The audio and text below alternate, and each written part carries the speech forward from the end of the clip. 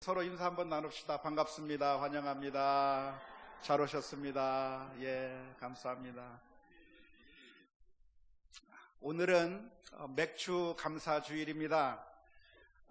벌써 6개월을 보내고 나면서 우리가 하나님께 받은 그 은혜를 다시 한번 생각하고 감사하는 감사의 날입니다. 저는 이번 상반기를 보내면서 하나님께 무엇을 감사할까 생각해 봤는데요. 참 감사할 것이 너무 많다 생각을 했습니다.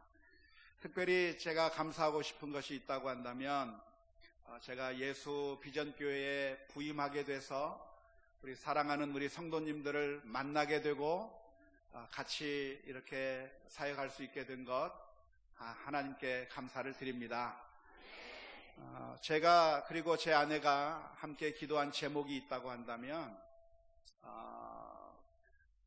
아주 크고 아주 잘 갖추어주고 그리고 모든 것이 완벽한 그런 교회에 가서 사역하게 해달라고 하는 그런 기도를 하지 않았습니다.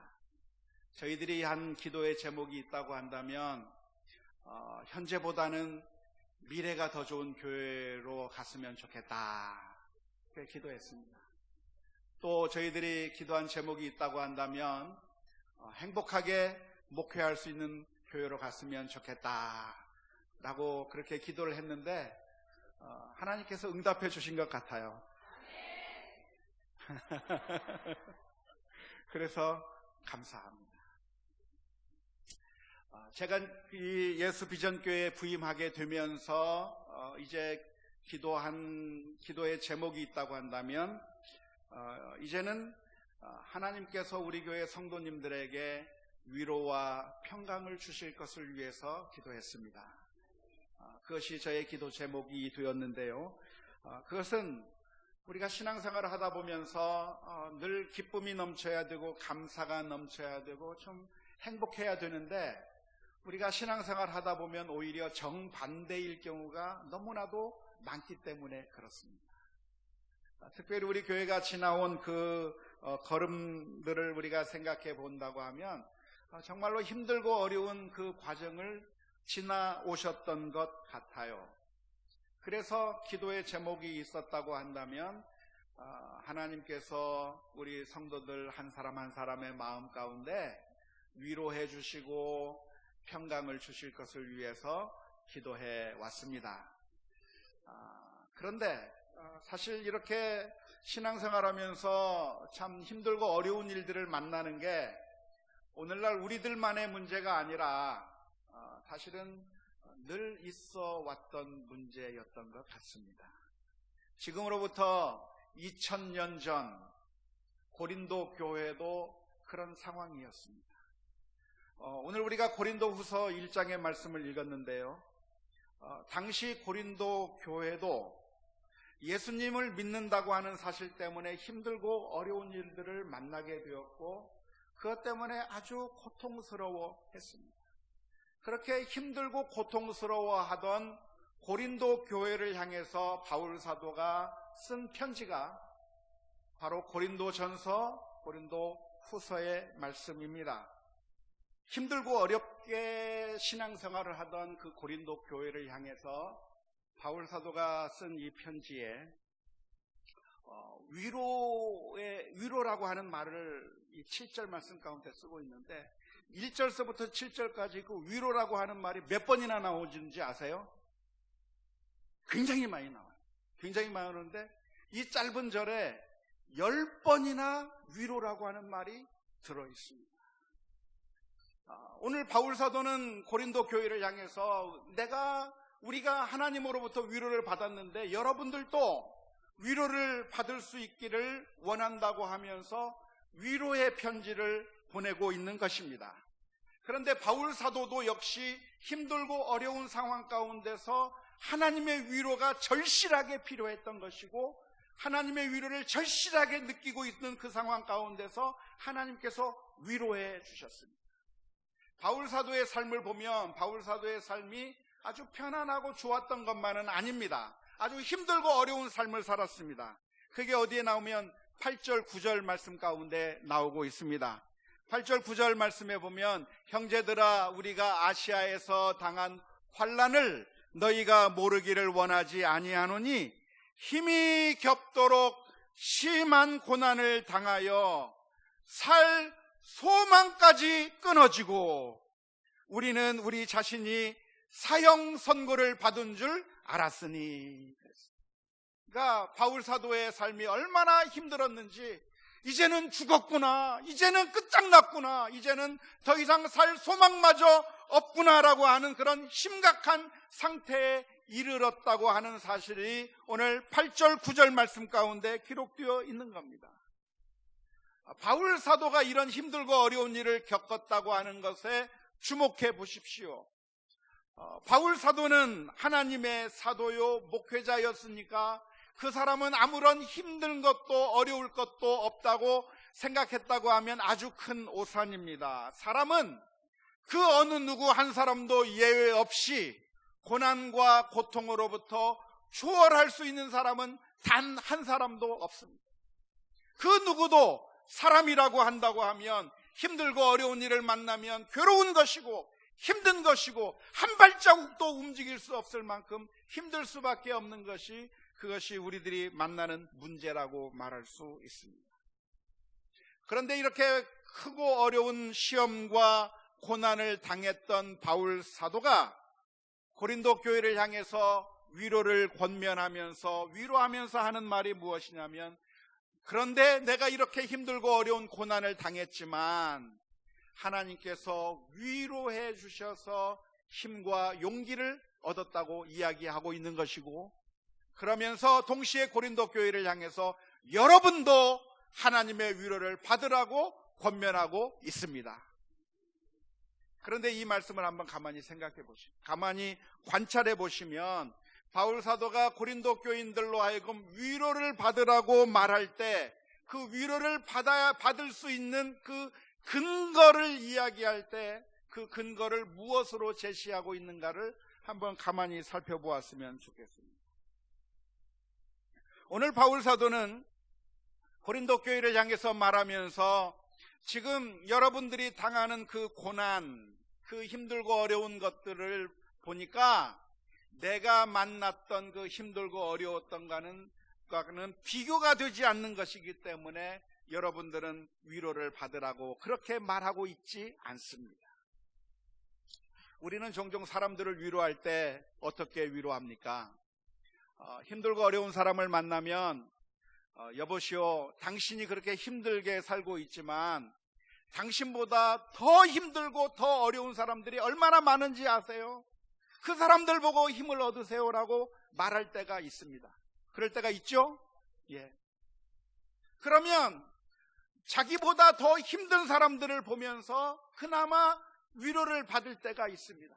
아, 나는 지금 실패했지만, 나는 지금 대학에 진학하는 것을 실패해버리고, 그리고 직장에 들어가는 것을 실패해버렸지만, 그러나 나보다 더 힘들고 어려운 사람들을 바라보면서, 저 사람은 공부도 하지 못했고, 저 사람은 직장에 갈 만한 그런 어떤 시도도 하지 못하는 그런 사람들을 보면서 그나마 내 형편이 낫다고 하는 것을 바라보면서 위로를 받을 때가 있습니다. 그게 위로가 되죠.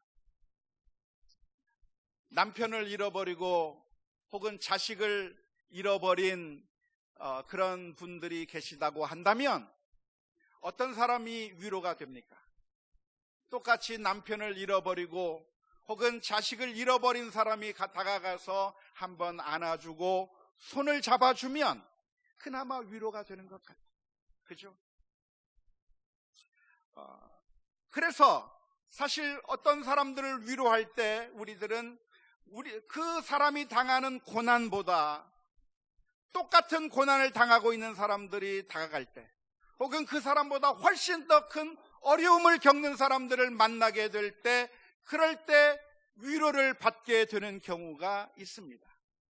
하지만 이러한 방법이 종종 효과를 나타내기는 하지만 완벽한 해결 방법은 될 수가 없는 것 같습니다. 왜냐하면 고통이라고 하는 것은 우리가 경중을 가릴 수가 없는 것이기 때문에 그렇습니다.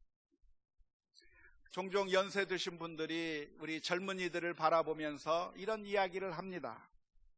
우리는 6.25 때 굶어가면서 생존했다.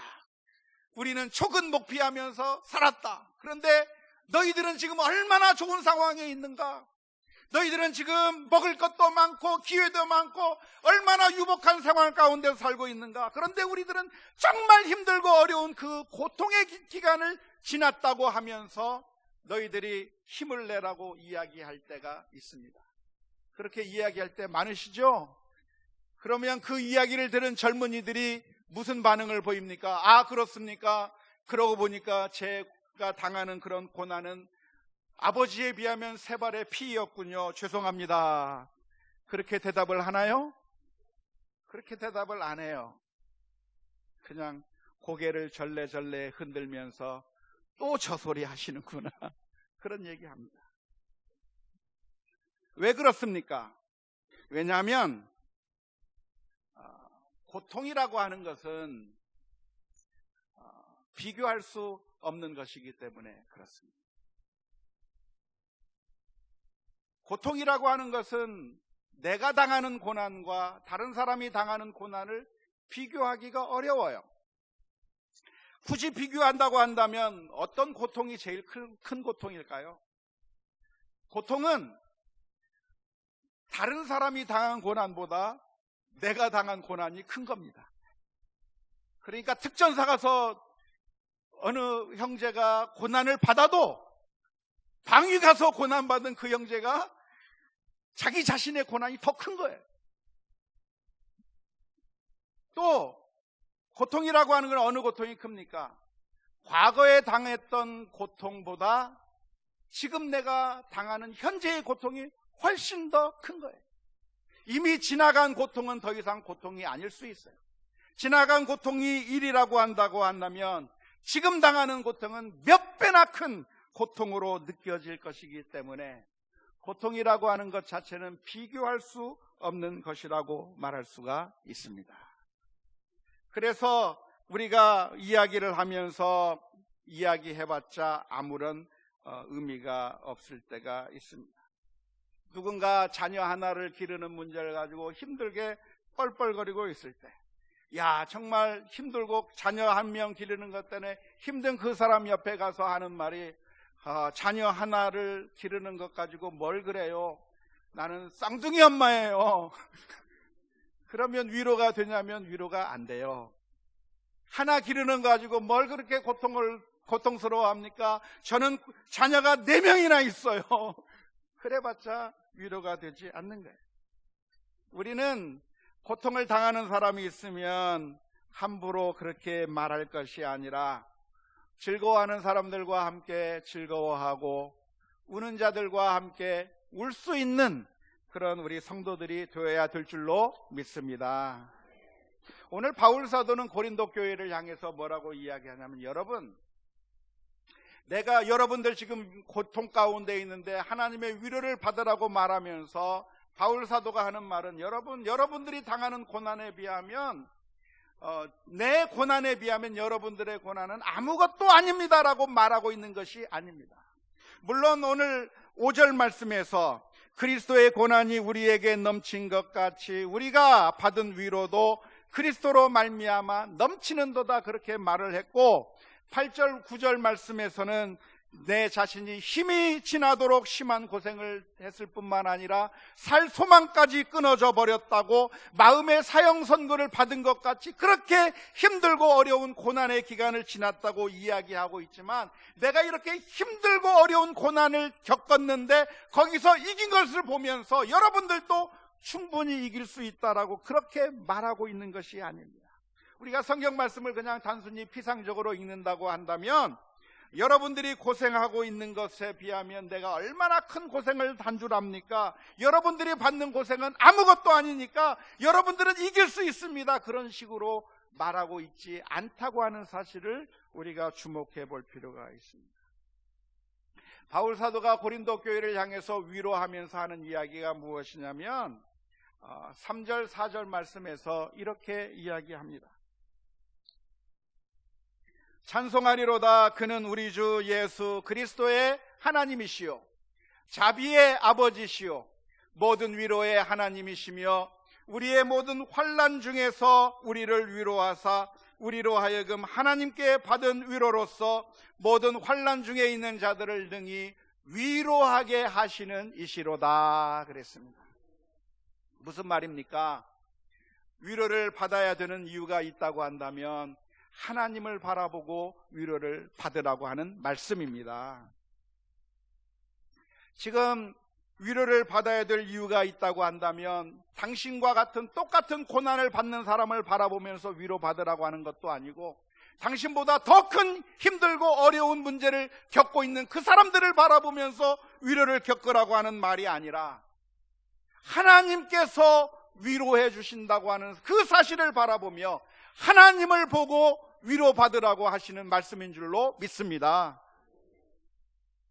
흔히 목사님들의 자녀들이 너무 잘 되면 별로 안 좋다고 그래요. 왜냐하면 성도들을 위로하러 갔는데 성도들이 정말 힘들고 어려워서 고민하고 있을 때 그럴 때 다가가서 사실은 우리 자녀들도 이렇게 힘들어요. 그러면 위로가 된다고 그래요. 그런데 공부에 흥미를 가지고 있지 않는 그런 아이 집에 가서 참 우리 자녀 때문에 너무 고생하고 있습니다. 그럴 때 목회자가 찾아가서 하는 말이 그래요. 왜 그럴까? 우리 자녀들은 서울대 갔는데 그래 버리면 위로가 안 된다고 그래요. 이번 7월 달에 우리 자녀들이 오는데 좀 고민입니다. 근데 사실 목회자의 자녀들이 좀 무엇인가 모자라면 그걸 보고 성도들이 좀 위로를 받는다고 그래요. 제 동서가 있는데요. 제 동서도 목사님인데 서울 온누리교회에서 영어권 담당 목사님입니다. 텔레비전에 자꾸 나오는데 자녀가 자폐 증세를 갖고 있어요. 그래서 자폐 증세를 가지고 있는 그 아이를 기르고 있는데 한 번은 제가 미국에서 목회를 할 때 우리 동서를 불러서 부흥회를 한번 했습니다. 부흥회를 한번 하고 제가 신방을 가는 그 길에 우리 동서 목사님한테 이야기를 했어요. 내가 신방을 가는 집이 있는데 그 집 정말 마음을 잘 안 여는 집이니까 한번 나랑 같이 신방을 갔으면 좋겠다고 해서 부흥회 강사로 오신 우리 동서 목사님을 데리고 같이 신방에 갔습니다. 근데 그 집은 어떤 집이냐면 늘 마음이 닫혀 있는 분이셨어요. 그리고 제가 부임한 이래로 계속해서 저를 향해서 비난하고 딴지 걸고 자꾸만 아주 힘들게 하는 그런 가정이었는데 제가 정말 모든 일을 최선을 다해서 그분에게 사랑도 베풀고 무엇도 하고 했지만 늘 오해하면서 제 마음을 늘 힘들게 하던 그런 성도의 가정이었어요. 그래서 정말 힘든 상황 가운데서 그분을 신방을 하면서 우리 동서 목사님을 데리고 같이 가서 이야기를 나눴어요. 근데 그 집사님이 하시는 말씀이 제 동서 목사님을 보더니만 사실 우리 딸아이가 다운 신드롬에 걸려있는 아이입니다 라고 이야기를 했어요. 정말 그랬어요. 그런데 그 이야기를 들은 우리 동서 목사님이 그분에게 하시는 말씀이 그러세요. 정말 힘드시겠네요. 그런데 사실 제 아들도 자폐아예요. 그렇게 이야기를 하니까 우리 성도님이 얼굴이 확 밝아지면서 저한테는 마음을 꽉 닫았었는데 얼굴이 환해지면서 대화가 되면서 그래요. 목사님의 자녀도 그래요. 나는 우리 자녀가 그렇게 된 것이 하나님의 벌을 받은 줄 알았어요. 저주받은 줄 알았는데 목사님의 자녀도 그렇습니까? 그러면서 얼마나 얘기가 잘 통하던지요. 그래서 참 목회자의 자녀들이 잘 안 되면 은혜가 있는 것 같기는 하는 것 같고 일리가 있는 것 같은데 근데 사실은 그렇지 않습니다. 만일 우리가 우리의 부족함, 우리의 연약함을 가지고 다른 사람들에게 다가가서 위로한다고 한다면, 그러면 우리는 아무도 위로하기가 어렵습니다. 공부도 잘하고 건강하고 자녀도 잘된 사람은 그러면 아무도 위로를 할 수가 없는 것입니까? 부자는 가난한 사람을 위로할 수 없고, 공부를 잘하는 사람은 공부를 못하는 사람을 위로할 수 없고, 건강한 사람은 아픈 사람을 위로할 수가 없는 것입니까? 만일 우리의 약점을 가지고 다른 사람들을 위로한다고 하면 우리는 아무도 위로할 수가 없을 것입니다. 하지만 바울 사도는 자신의 약점을 가지고 위로하는 것이 아니라 하나님을 바라보고 위로를 받으라고 말씀하고 있습니다. 우리가 위로를 받아야 될 궁극적인 근원이 있다고 한다면, 다른 사람이 나보다 더 형편이 어렵고 다른 사람이 나보다 더 힘들고 어려운 상태에 있으니까 그나마 나는 그 사람들보다 낫기 때문에 위로를 받을 수 있는 것이 아니라, 사실은 하나님이 계신데 바로 그 하나님이 우리의 아버지시요 나를 사랑하신다고 하는 그 사실 때문에 우리가 위로를 받게 될 줄로 믿습니다. 그렇기 때문에 우리 모든 성도들은 성도들을 서로 위로하며 격려할 수가 있습니다. 나도 이런 것을 견뎌냈습니다. 나도 이렇게 힘든 상황 가운데서 이겨냈습니다. 이걸 가지고 위로할 수 있는 것이 아니라 하나님이 우리의 하나님이시고 하나님이 나의 아버지시라고 하는 그 사실을 상기시키면서 위로할 수가 있는 줄로 믿습니다. 제가 여러분들에게 찾아가서 위로할 수 있다고 한다면 제가 여러분들에게 무엇인가를 줄 수 있어서 위로할 수 있는 것이 아닙니다. 제가 위로할 수 있는 것이 있다고 한다면 오로지 하나님을 바라보고 하나님이 우리의 아버지시라고 하는 사실을 믿으며 하나님 앞에 나아가라고 그렇게 위로할 수밖에 없는 줄로 믿습니다. 하나님이 누구십니까? 하나님은 바로 우리를 사랑하시는, 사랑이 많으신 아버지라고 하는 사실을 바라보면서 힘들고 어려운 순간에도 주님 바라보고 위로를 받는 우리 모두가 다 될 수 있기를 주님의 이름으로 축원합니다. 혹시 기사를 보셨는지 모르겠어요. 지난주 수요일 날 신문에 나왔던 그 기사가 하나 있습니다. 중국 스촨성에 사는 장리용 씨의 이야기입니다. 그 장리용 씨는 딸아이가 2살짜리 딸아이가 있는데, 신레이라고 하는 그런 꼬마 딸아이가 있는데, 이 딸아이가 불치의 병에 걸렸습니다. 지중해 빈혈이라고 하는 그 병에 걸렸는데 어떤 방법을 써도 이 병이 치료가 되지 않는 겁니다. 그런데 이 사람이, 이 장리용 씨라고 하는 이 사람이 그 2살배기 딸아이를 살리기 위해서 모든 노력을 다 구한 거예요. 정말 최선을 다한 거예요. 그래서 쓴 돈이 얼마냐면 10만 위안을 썼다고 그래요.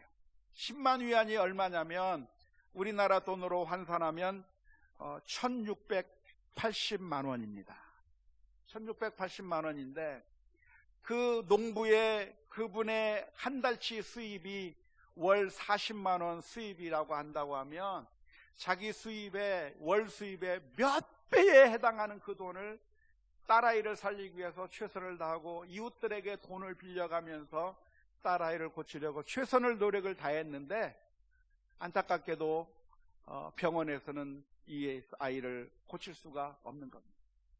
더 이상 돈을 빌릴 수도 없는 겁니다. 그래서 이제는 몇 달 뒤면 이 딸아이가 죽을 수밖에 없는 상황 가운데 이르게 됐습니다.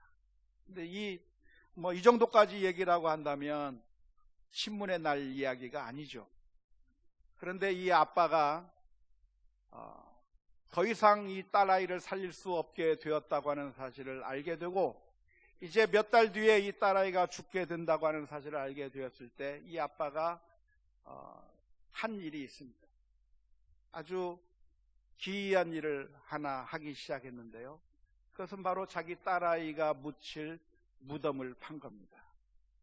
무덤을 파고 매일매일 그 딸아이를 그 무덤으로 데리고 가서 그 무덤에서 함께 눕는 거예요. 그 무덤에서 아이와 같이 노는 거예요. 매일매일 가서. 그래서 그 사람의 이야기가 뉴스에 났는데 왜 이렇게 하느냐라고 물었더니 그 아버지가 하는 말이 딸이 죽은 후에도 이 장소를 무서워하지 않고 편하게 지낼 수 있게 하기 위해서 지금 이 순간에 내가 그렇게 매일매일 온다고, 그런 이야기가 뉴스에 나왔습니다. 저와 같으면 그렇게 하지 않겠지만 적어도 부모의 마음은 이해할 수 있을 것 같습니다. 그런데 사랑하는 성도 여러분, 하나님이 우리에 대해서 아버지라고 하는 사실을 알고 계십니까? 하나님은 우리를 사랑하셨고 우리를 살리시기 위해서 그 아들을 십자가에 내어 주시기까지 우리를 사랑하신 아버지 하나님이라고 하는 사실을 믿을 수 있기를 주님의 이름으로 축원합니다.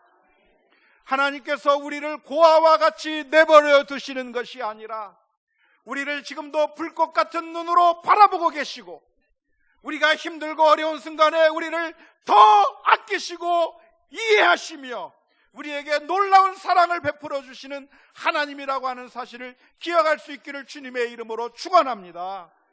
우리가 힘들고 어려운 상황 가운데서도 하나님을 바라보고 위로를 얻어야 되는 것이 있다고 한다면 로마서 8장 32절의 말씀에 기록한 것처럼 자기 아들을 아끼지 아니하시고 우리 모든 사람을 위하여 내어주신 이가 어찌 그 아들과 함께 모든 것을 우리에게 주시지 않겠느냐라고 하시는 주님의 말씀이 있는 줄로 믿습니다.